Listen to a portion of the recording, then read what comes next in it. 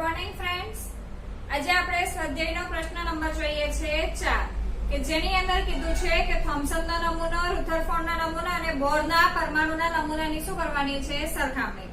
તો વિદ્યાર્થી મિત્રો, પહેલા આપણે શું લેવાનું છે કે થોમ્સન, રુથરફોર્ડ અને બોર શું કહેવા માંગે છે। તો થોમ્સનના મત અનુસાર પરમાણુ કેવો ગોળો છે? તો ધન વિસ્ફારિત ગોળો છે। તો થોમ્સનના નમૂના અથવા મત અનુસાર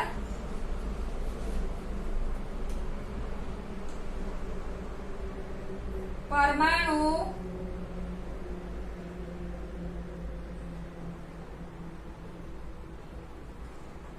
ધન વિસ્ફારિત શું છે? ગોળો છે। રુથરફોર્ડના મત અનુસાર શું છે? તો રુથરફોર્ડના મત અનુસાર એવું છે કે કેન્દ્રની અંદર ધન વિસ્ફારિત કેન્દ્ર જે છે એ કેવું છે? ધન વિસ્ફારિત છે અને એનું સમગ્ર દળ તેના કેન્દ્રની અંદર શું થયેલું છે? કેન્દ્રિત થયેલું છે।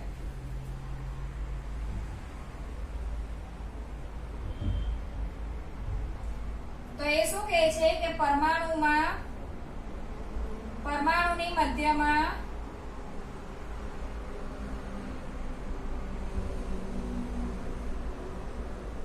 ધન વિસ્ફારિત કેન્દ્ર છે અને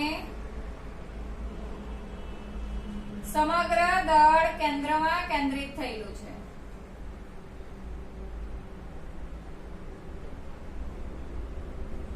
બોર શું કહે છે?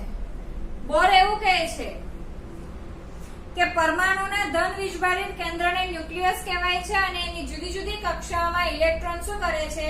પરિભ્રમણ કરે છે।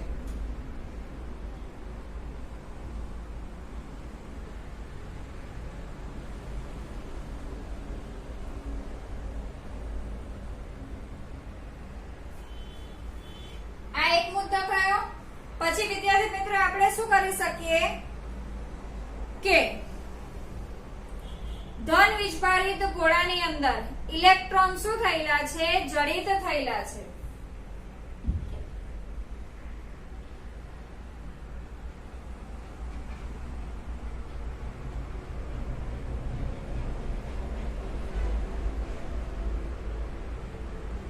રુથરફોર્ડના નમૂનાની અંદર શું છે કે રુથરફોર્ડમાં કેન્દ્રની આસપાસ નિશ્ચિત કક્ષાઓમાં શું કરે છે? ઇલેક્ટ્રોન પરિભ્રમણ કરે છે।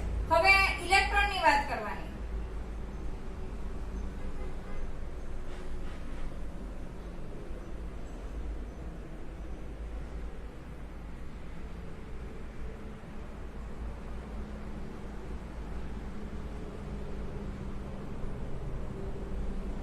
અને બોરના નમૂના અનુસાર સ્વતંત્ર કક્ષાઓમાં પરિભ્રમણ દરમિયાન ઇલેક્ટ્રોન વિકિરણ સ્વરૂપે ઉર્જા મુક્ત કરતા નથી।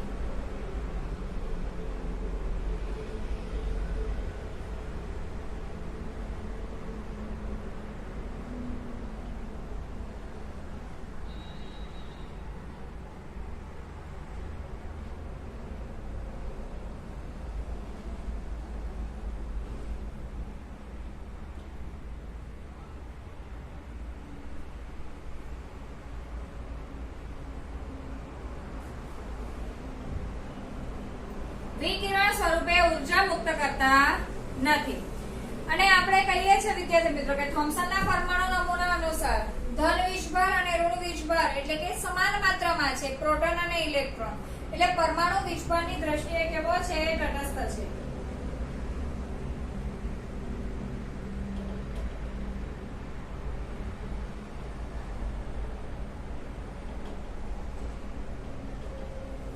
રુથરફોર્ડ શું કહે છે? તો પરમાણુની કદની સાપેક્ષે એના કેન્દ્રનું કદ કેવું છે? ખૂબ જ નાનું છે।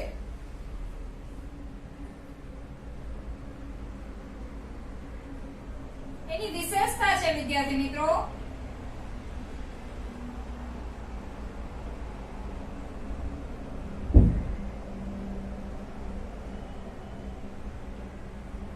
અને બોરનો પરમાણુ નમૂનો શું કહે છે? તો એની અંદર વિવિધ કક્ષાઓ જે છે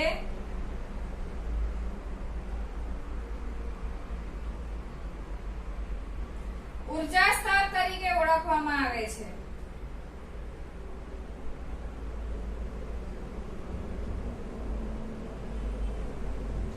જેમ કે K L M N N બરાબર 1 N બરાબર 2 N બરાબર 3 N બરાબર 4 આ રીતે. ને પછી વિદ્યાર્થી મિત્રો આપણે એની અંદર શું કરી શકીએ છીએ, એની આકૃતિ પણ આપણે દોરી શકીએ છીએ. અહીંયા રુથરફોર્ડના નમૂનાની આકૃતિ આ રીતે.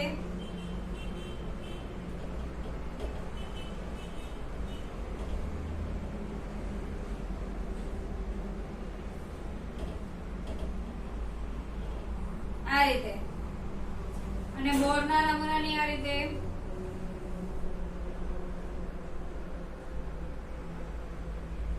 આ રીતે. તો આ છે વિદ્યાર્થી મિત્રો આપણો ચોથો ક્વેશ્ચન છે, બરાબર. એની આપણે નમૂનાની આપણે શું કરી છે, સરખામણી કરી છે. હવે આપણે જોઈએ આગળ.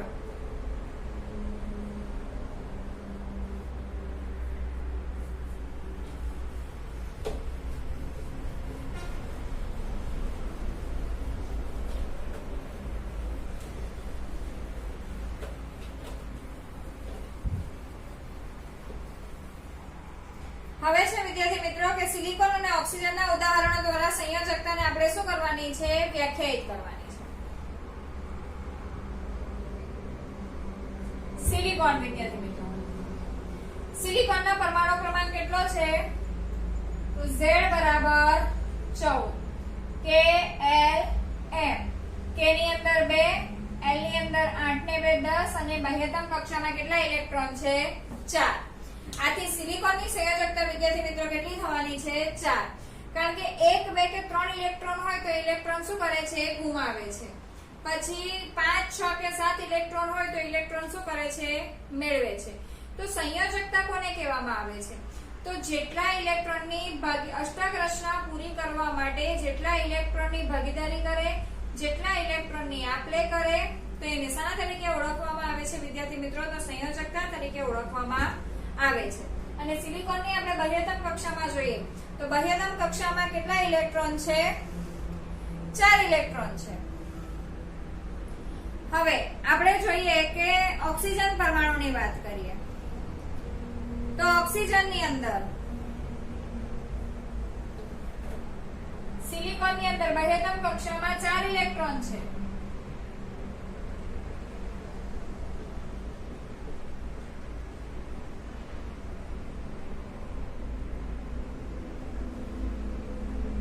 અષ્ટક રચના પૂર્ણ કરવા કેટલા ઇલેક્ટ્રોન જોઈએ છે, 4 ઇલેક્ટ્રોન જોઈએ.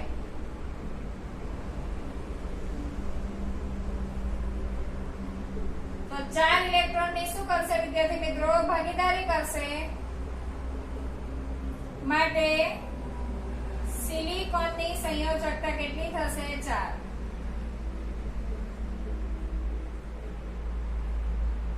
પછી આપણે જોઈએ છે ઓક્સિજન.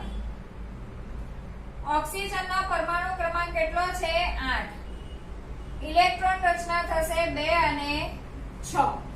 બાહ્યતમ કક્ષામાં કેટલા ઇલેક્ટ્રોન છે, 6 ઇલેક્ટ્રોન છે.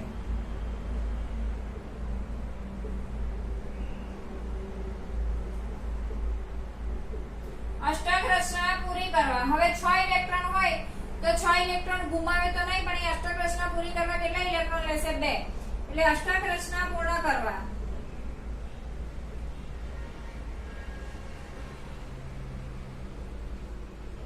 કેટલા ઇલેક્ટ્રોન જોઈએ છે, 2 ઇલેક્ટ્રોન જોઈએ છે. માટે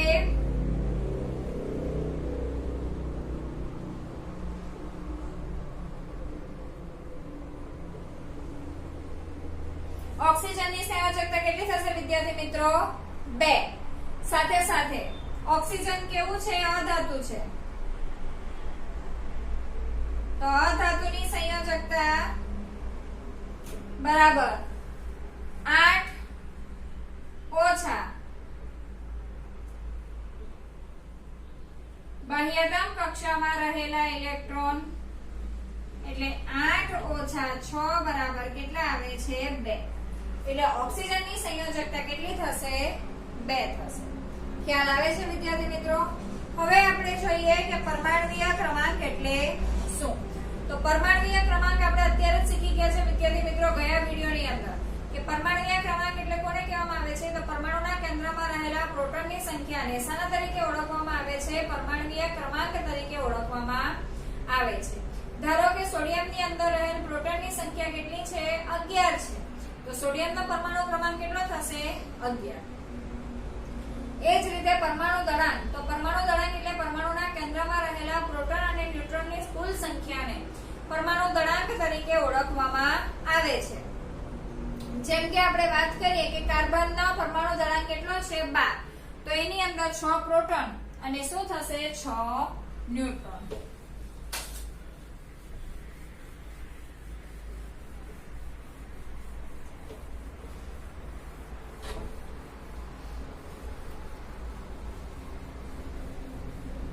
ખ્યાલ આવે છે વિદ્યાર્થી મિત્રો?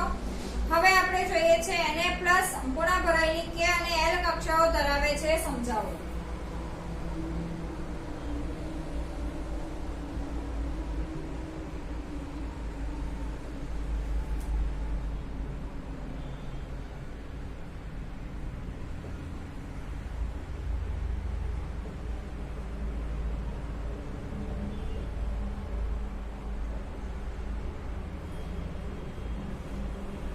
Na+ છે વિદ્યાર્થી મિત્રો.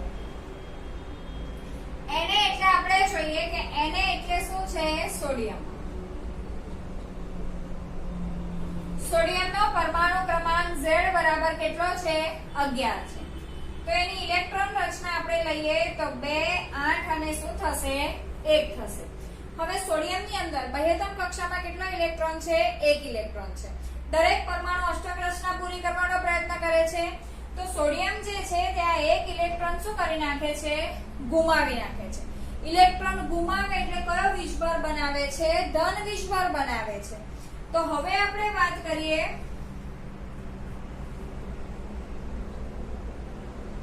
અહીં સોડિયમ બાહ્યતમ કક્ષાનો 1 ઇલેક્ટ્રોન ગુમાવી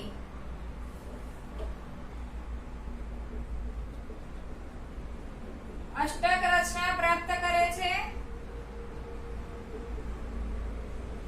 અને શું બનાવે છે? Na+ બનાવે છે. તો Na+ એટલે શું થશે? તો Na+ એટલે KL 2 અને 8. એની K કક્ષક પણ સંપૂર્ણ ભરેલી છે કારણ કે K કક્ષકમાં 2 ઇલેક્ટ્રોન હોય છે અને L કક્ષકની અંદર કેટલા ઇલેક્ટ્રોન હોય છે? 8. આમ K અને L ની અંદર મહત્તમ ઇલેક્ટ્રોનની સંખ્યા ભરાયેલી છે. માટે આપણે એમ કહી શકીએ કે Na+ જે છે તે K અને L કક્ષાઓ સંપૂર્ણ ભરાયેલી છે એમ શું કરે છે? દર્શાવે છે.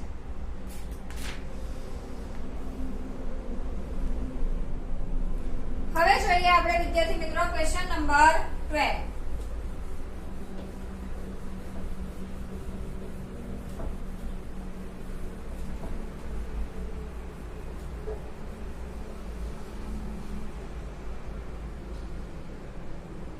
ક્વેશ્ચન નંબર 12 ની અંદર શું છે કે જો Z બરાબર 3 હોય તો તત્વની સંયોજકતા શું થશે અને તત્વનું નામ પણ દર્શાવો. Z બરાબર 3 તો ઇલેક્ટ્રોન રચના K L M 2 અને 1. તો સંયોજકતા શું થશે વિદ્યાર્થી મિત્રો? 1. બાહ્યતમ કક્ષામાં 1 છે અને 1 ઇલેક્ટ્રોન એ શું કરે છે? ગુમાવે છે. એટલે એની સંયોજકતા કેટલી થશે?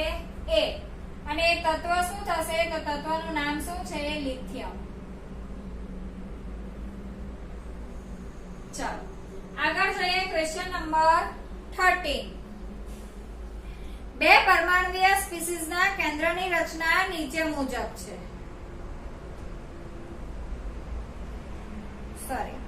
ક્વેશ્ચન નંબર 14 જોઈએ ટ્રુ અને ફોલ્સ.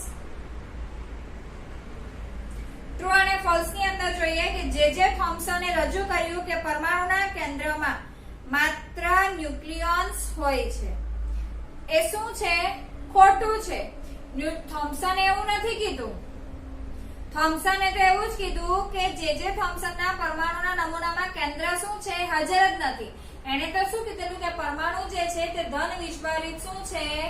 ગોળો છે અને એની અંદર ઇલેક્ટ્રોન શું થયેલા છે? જડિત થયેલા છે. એવું કોણે શોધેલું છે? તો રુથરફોર્ડે શોધેલું છે. એટલે ક્વેશ્ચન નંબર 14 ની અંદર એની અંદર શું આવે છે? ફોલ્સ આવે છે. બી ની અંદર આપણે જોઈએ કે ન્યુટ્રોન એ પ્રોટોન અને ઇલેક્ટ્રોનના એકબીજા સાથેના સંયોજવાથી બને છે, માટે તે કેવું હોય છે? તટસ્થ હોય છે. ન્યુટ્રોન વિષભર વિહીન છે. એ શું છે? સાચું છે. કેવી રીતે? તો ન્યુટ્રોન આ રીતે બને છે. ઇલેક્ટ્રોનનો -1 વીજભાર છે અને પ્રોટોનનો +1 વીજભાર છે. તો ઇલેક્ટ્રોન અને પ્રોટોનના સંયોજવાથી શું બને છે? ન્યુટ્રોન. +1 -1 એટલે વીજભાર કેવો આવે છે? 0. અને ન્યુટ્રોન એટલે કે 1. બરાબર? કેન્દ્રમાં છે 1 છે. અહીંયા ઇલેક્ટ્રોન કક્ષામાં પરિભ્રમણ કરે છે. તો એના સંયોજવાથી એટલે કે ઇલેક્ટ્રોન અને પ્રોટોનના સંયોજવાથી શું બને છે? ન્યુટ્રોન બને છે. એકદમ શું છે? સાચું છે. આગળ જોઈએ. ઇલેક્ટ્રોનનું દળ પ્રોટોનના દળ કરતા 1/2000 ગણું છે. તો એ પણ શું છે? સાચું છે.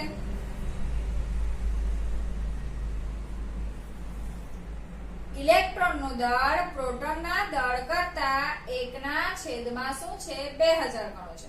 આપણને ટેક્સ્ટબુક ની અંદર શું આપેલું છે કે પ્રોટોનનું દળ જે છે એ ઇલેક્ટ્રોનના દળ કરતા કેટલા ગણું છે? 2000 ગણું છે.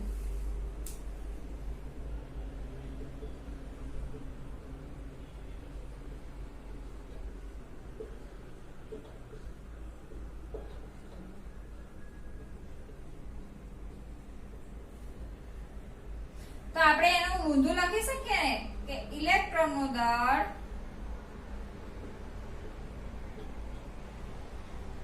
પ્રોટોનના દળ કરતા 1/છેદમાં કેટલામાં ભાગનું છે? તો 2000 ગણું છે. એટલે શું આવે છે? સાચું છે. ડી ની વાત કરીએ. ચલો ડી નથી. ક્વેશ્ચન નંબર આપણે જોઈએ 15. રુથરફોર્ડનો આલ્ફા કણ પ્રકીર્ણનનો પ્રયોગ શેની શોધ માટે જવાબદાર છે? પરમાણ્વીય કેન્દ્ર, પ્રોટોન, ઇલેક્ટ્રોન કે ન્યુટ્રોન? તો શું આન્સર આવે છે? પરમાણ્વીય કેન્દ્ર. 17 ની અંદર વાત કરીએ કે Cl- આયનમાં સંયોજકતા ઇલેક્ટ્રોનની સંખ્યા ખાલી જગ્યા છે. કયો આયન આપેલો છે વિદ્યાર્થી મિત્રો? Cl-. કોઈ પણ સવાલ આવે છે વિદ્યાર્થી મિત્રો તો ખૂબ એને ધ્યાનથી જોવાનું છે.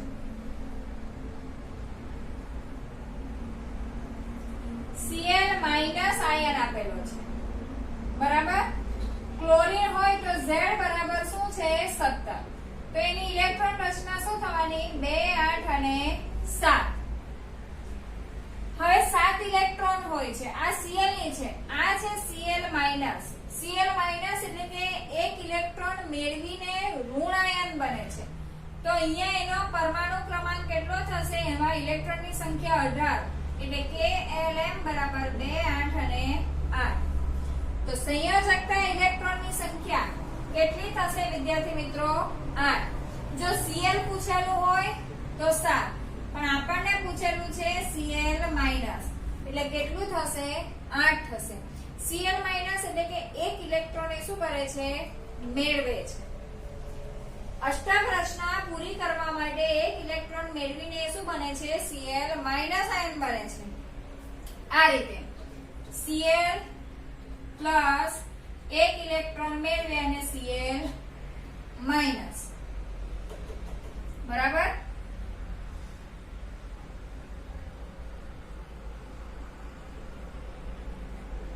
ઇલેક્ટ્રોન મેળવે તો ડાબી બાજુએ લખવાનું, ઇલેક્ટ્રોન ગુમાવે તો એને જમણી બાજુએ આપણે લખીએ છીએ.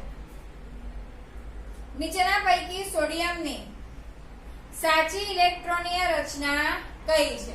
તો સોડિયમની ઇલેક્ટ્રોનીય રચના શું આવવાની? સોડિયમ એટલે કે Z બરાબર 11. તો 2, 8 અને 1. પહેલી કક્ષામાં 2 ઇલેક્ટ્રોન, બીજી કક્ષામાં 8 અને ત્રીજી કક્ષામાં કેટલો ઇલેક્ટ્રોન આવશે? 1. એટલે કે 2, 8 અને શું આવે છે? 1. હવે નીચે વિદ્યાર્થી મિત્રો તમને કોષ્ટક આપેલું છે તો એ કોષ્ટકની અંદર આપણે જોઈએ.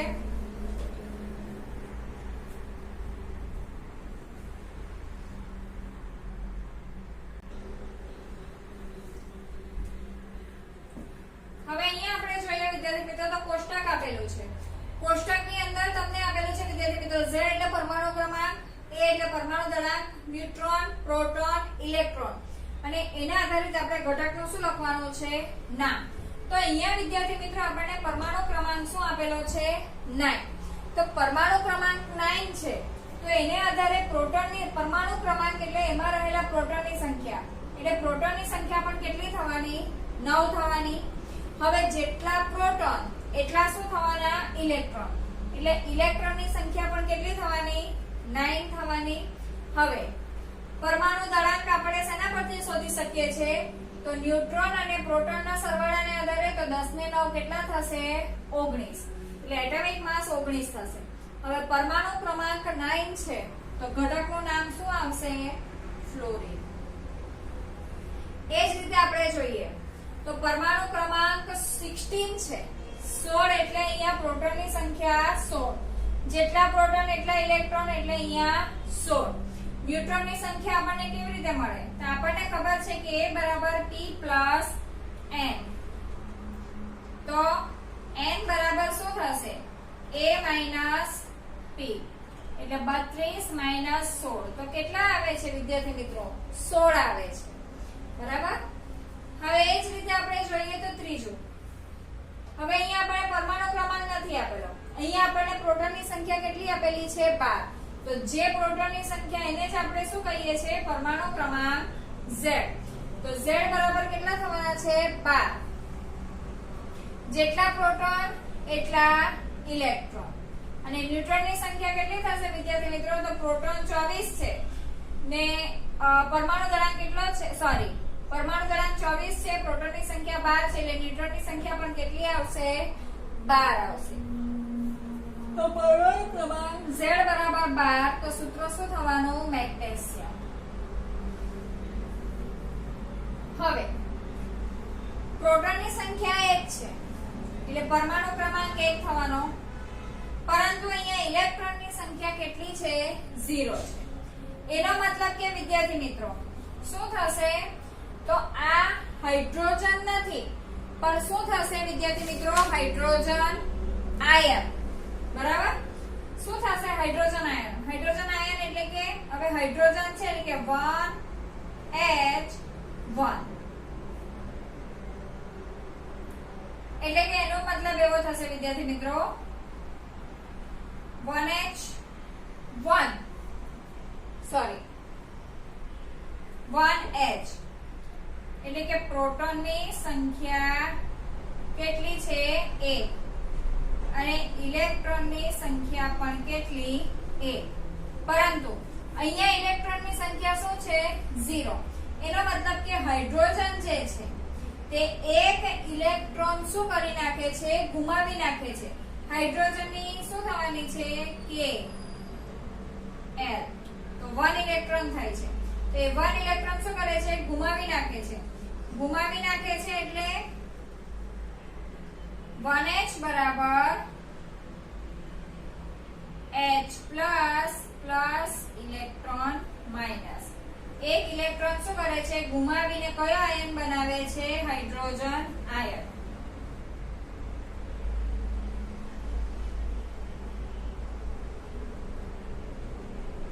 H plus. તો આ રીતે વિદ્યાર્થી મિત્રો થશે હાઇડ્રોજન જે છે તે 1H1 પ્લસ એટલે કે એક ઇલેક્ટ્રોન શું કરે છે? ગુમાવીને H પ્લસ આયન શું કરે છે? બનાવે છે. તો અહીંયા આપણા સ્વાધ્યાયના બધા જ પ્રશ્નો શું થાય છે? પૂરા થાય છે. Thank you.